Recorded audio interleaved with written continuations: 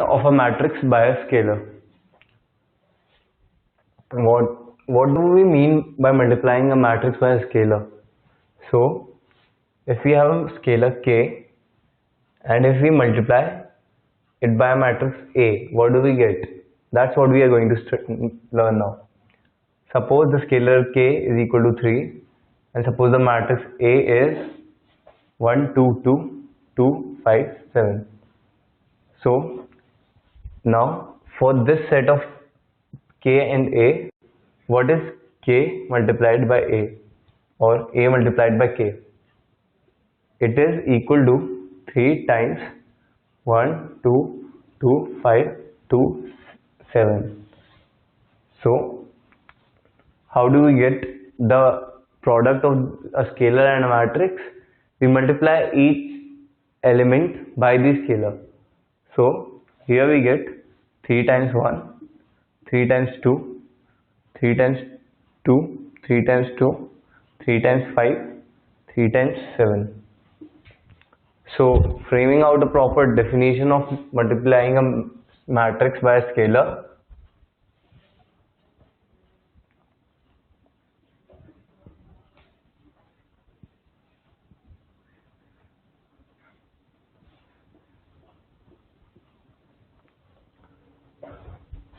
What do we get? Multiplying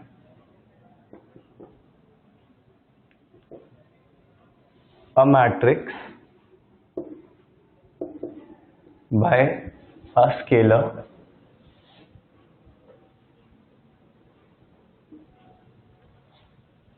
results in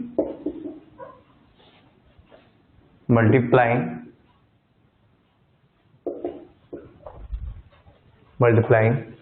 each and every element by the scalar.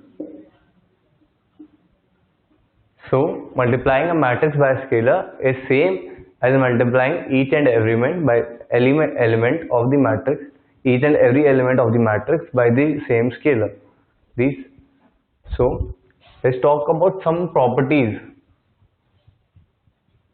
First, let's talk about some properties of matrix addition and subtraction.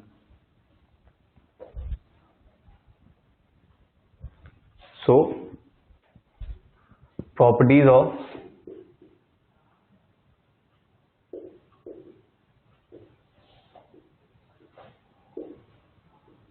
matrix addition and subtraction. First, that they are of the same order. That is the requirement of adding matrices and subtracting matrices, that the matrices should be of the same order. So other than that, the one property is that the addition of and subtraction of matrices is commutative.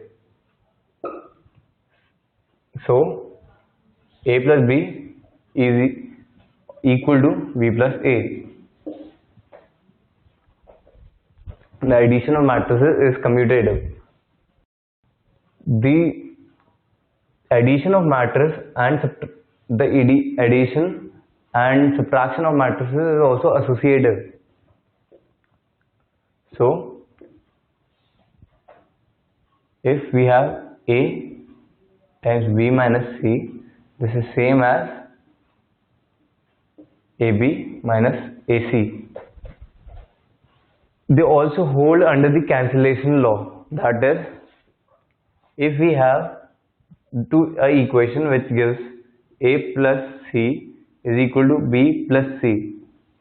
Now they hold under the cancellation law. What does this mean? That if we have this equation of matrices where A, B and C all are matrices, then we can cancel off the C on both sides and get A is equal to B. So they apply under the cancellation law. And what is the last property? The last property says that they have a unique additive identity. All the matrices have a unique additive identity. What does this mean?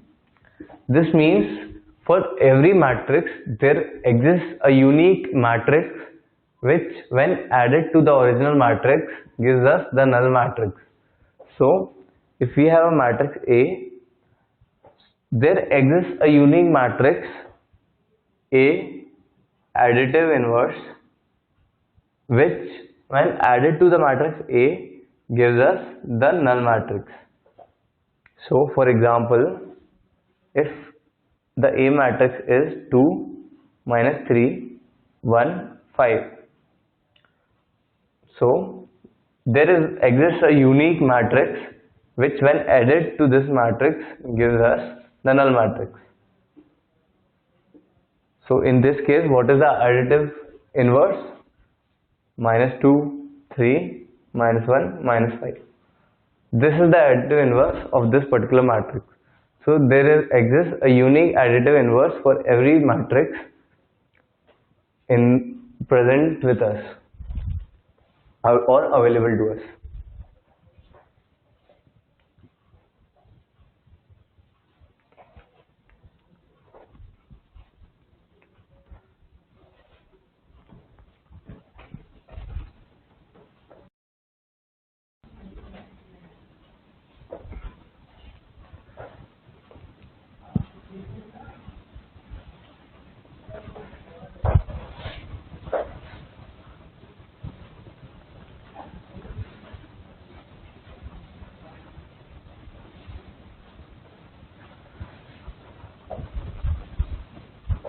There is one note we need to make about the addition and multiplication of matrices, that all the laws of ordinary addition, subtraction and multiplication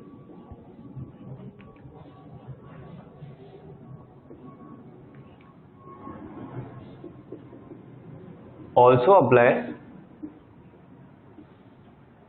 for the addition, subtraction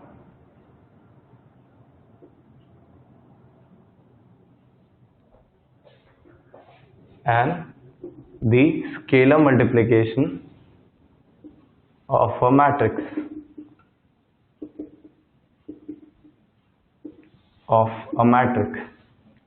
So what do we mean by this statement? By this statement I mean to say that all the laws which we have learned in our previous classes of addition, subtraction and multiplication also apply for the case of matrices.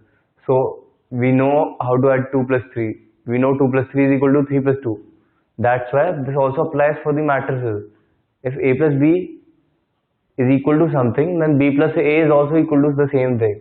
2 plus 3 is equal to 5, so 3 plus 2 is also equal to 5. All the laws and facts which we know about the normal addition and subtraction and multiplication of simple numbers, they also apply in the case of matrices. In the case of matrices, addition laws apply for the addition, the normal number subtraction laws apply for the subtraction of matrices, but the normal multiplication laws of numbers apply only to the scalar multiplication of matrix. For example, multiplying a matrix by a scalar. We are not talking about the multiplication of matrix by a matrix. So we have not talked about it yet. But right now I am talking that all the multiplication laws which we have learned till now also apply for the case of multiplication of matrix by a scalar. Let's talk about multiplying a matrix by a matrix. Let's learn how do we do that.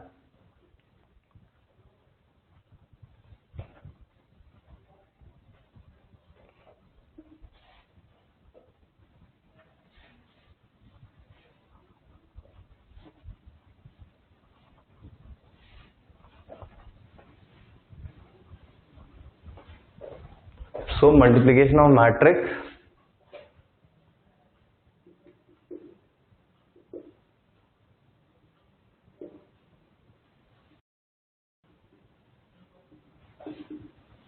by a matrix. Multiplication of matrix by a matrix.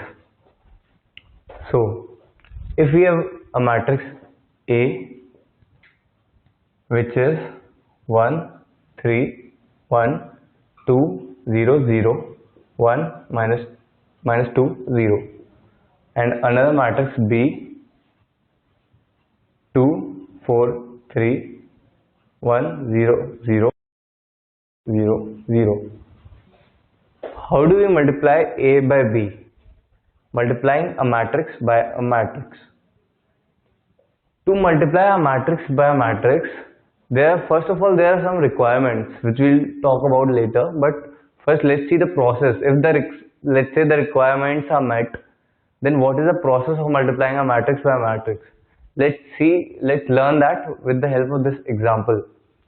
So what we need to do is we multiply the first row elements with the first column elements to get the first row first column element of the multiplied matrix. So in this case, let's suppose A by B matrix is this.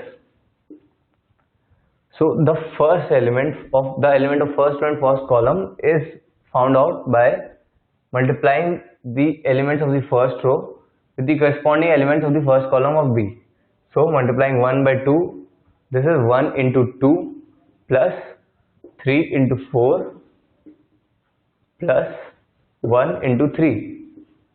Similarly, the next element we get by multiplying the first row with the second column of B. So the second element is equal to 1 into 1 plus 3 into 0 plus 1 into 0. Similarly, the third element of the first row is multiplying the first row of A with the corresponding elements of third column of B. So this is equal to 1 into 0 plus 3 into 0 plus 1 into 0. Similarly, for the second row of A into B, we do the same process with the second row of A, and for the third row of A into B, we do the same process. With the third row of A. So that's how we multiply.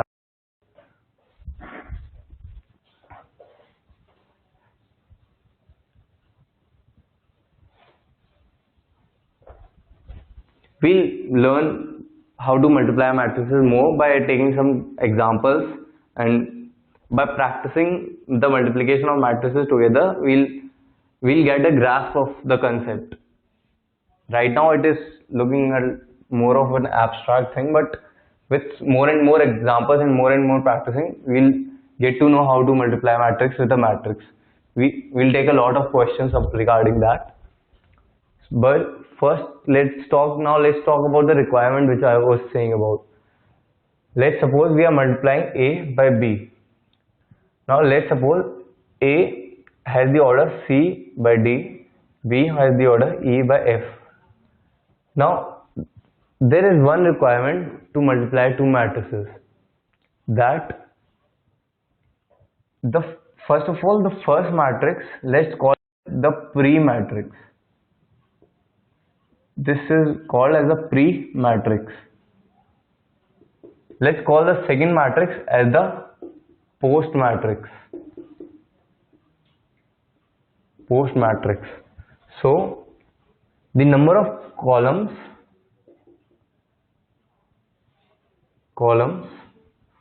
of the pre-matrix must be equal to the number of rows of the post matrix.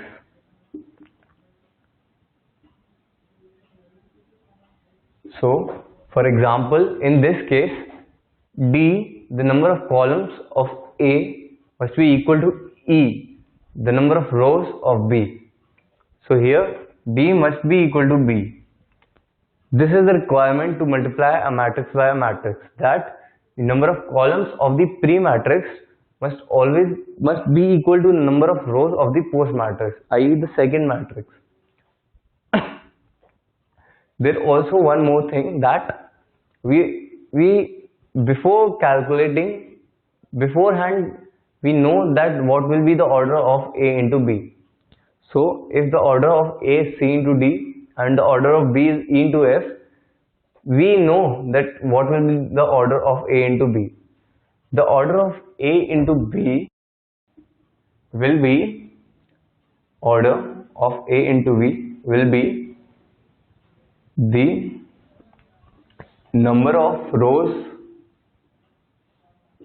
of the pre-matrix multiplied by the number of columns of the post matrix.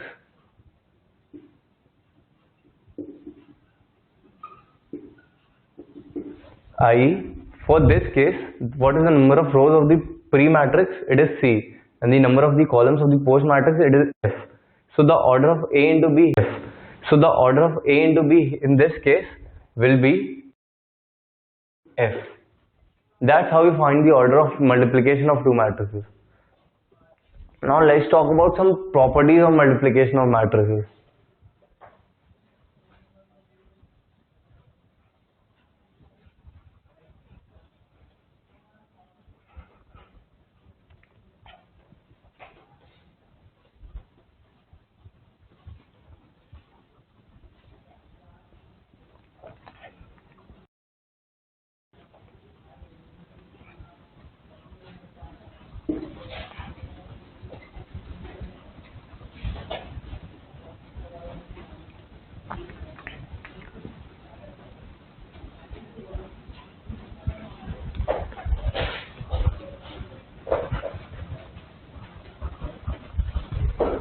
So we are talking about properties of the multiplication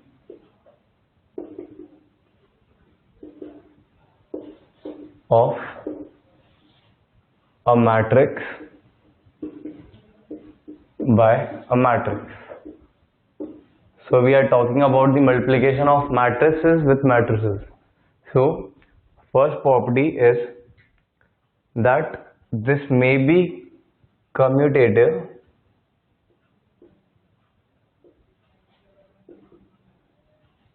or may not be commutative.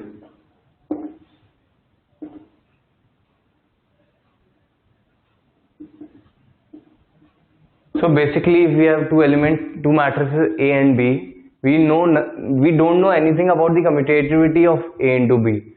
For example, if one matrix is A and one matrix is B, then we do not know that AB will be equal to BA or AB will not be equal to BA. AB will be equal to BA or AB will not be equal to BA. It can be either of this case. We don't know anything about this. It may be commutative also, it may not be commutative. We can't say anything about this. So second property is associative property.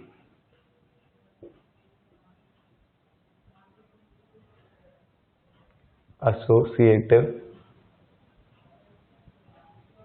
property.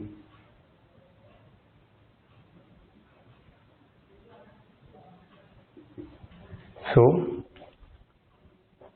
we know that whenever two matrices are multiplied together, they follow the associative property. So A times BC is equal to AB times C. So if we have three matrices A, B, C, then the multiplication of A with the product of B and C is equal to the product of A and B multiplied with the matrix C. The multiplication of matrices follows. Also, as we talked before, the multiplication follows distributive over addition. So if we have three matrices A, B and C, then A times the summation of B plus C and C is equal to A times B plus A times C. So the multiplication of matrices follows the distributive property over addition. Now the last and very important thing about multiplication of matrices is that if suppose AB equal to 0, then from this it is not necessary that either A or B should be 0. It is not necessary that A or B should be 0. I can write it in this way, that A or B may or may not be 0. Either of A or B may or may not be 0. So let's talk more about the fourth point here. It's a very important point.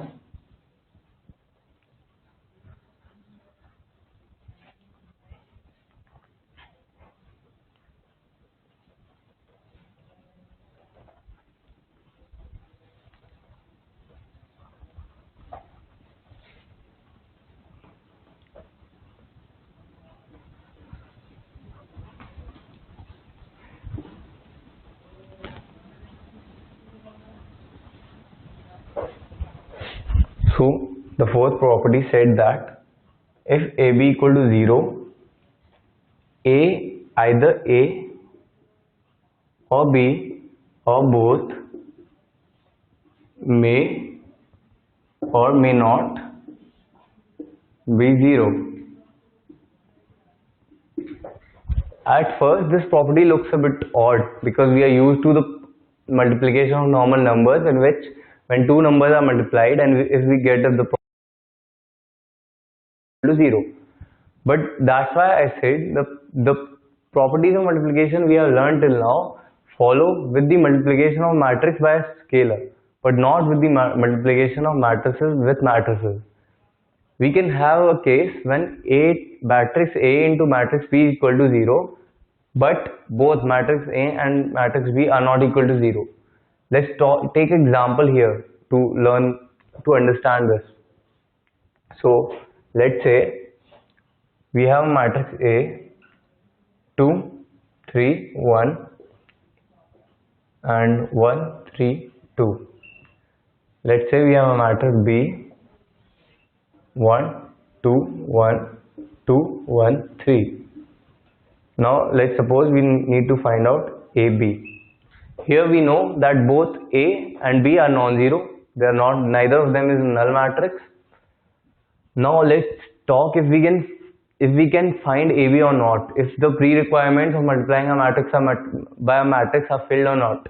So what is the order of A here? It is 2 by 3. What is the order of B? It is 3 by 2. So what was the requirement? The number of columns of A must be equal to the number of rows of B. So number of columns is 3, number of rows is 3, they are equal. So yeah, sure, we can find AB. And what will be the order of AB? It is equal to the number of A into the number of columns of B. So the order will be 2 by 2. This is a thing we can be sure of before even solving the multiplication. We can directly know the order of AB. So now let's calculate AB. So making a matrix of order 2 by 2.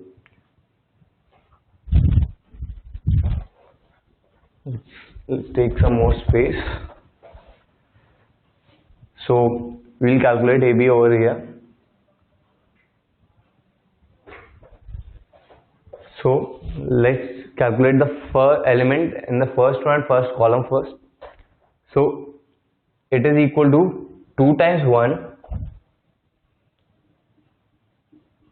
plus 3 times 2 plus 1 times 1.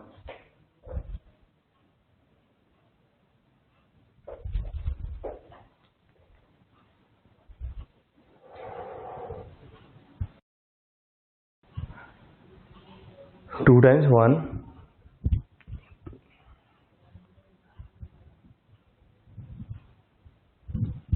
okay. So let's calculate this element over here. It is equal to 2 times 2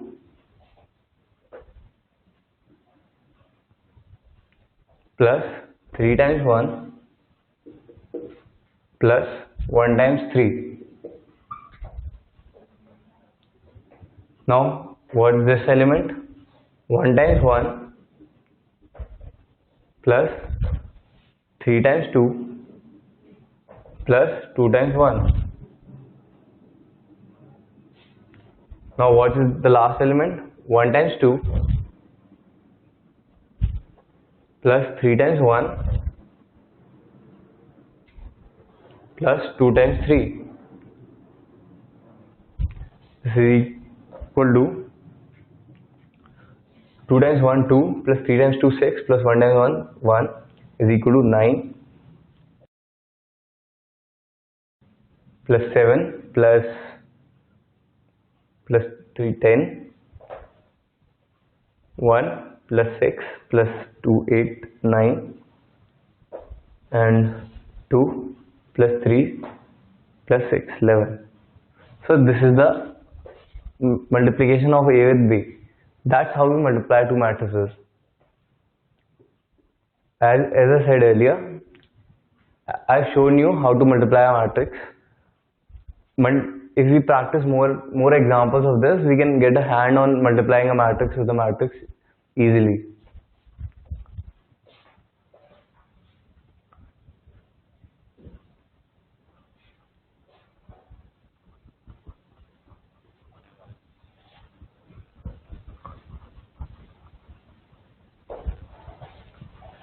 Let's take one more example on matrix multiplication.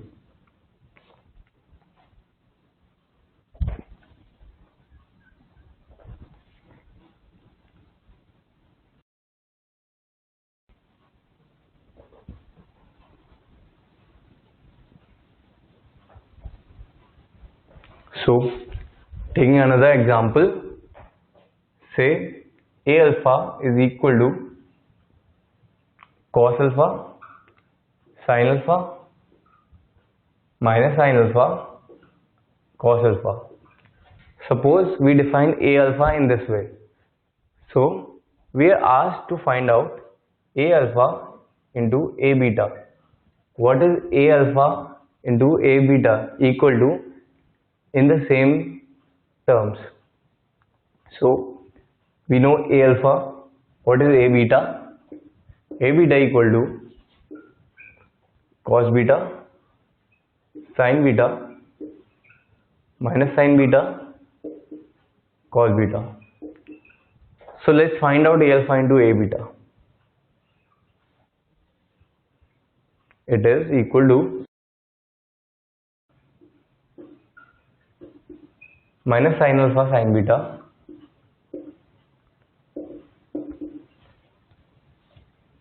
cos alpha sin beta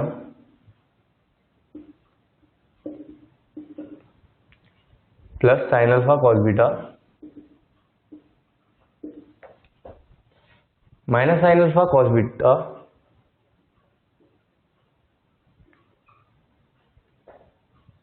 minus cos alpha sin beta and minus sin alpha sin beta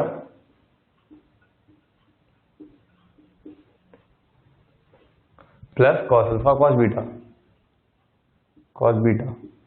So this is equal to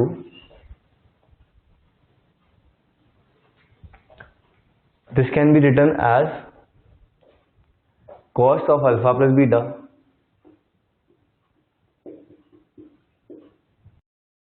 written as sin of alpha plus beta.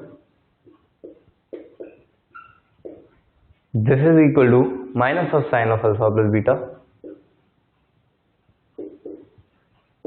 and this is equal to cos of alpha plus beta.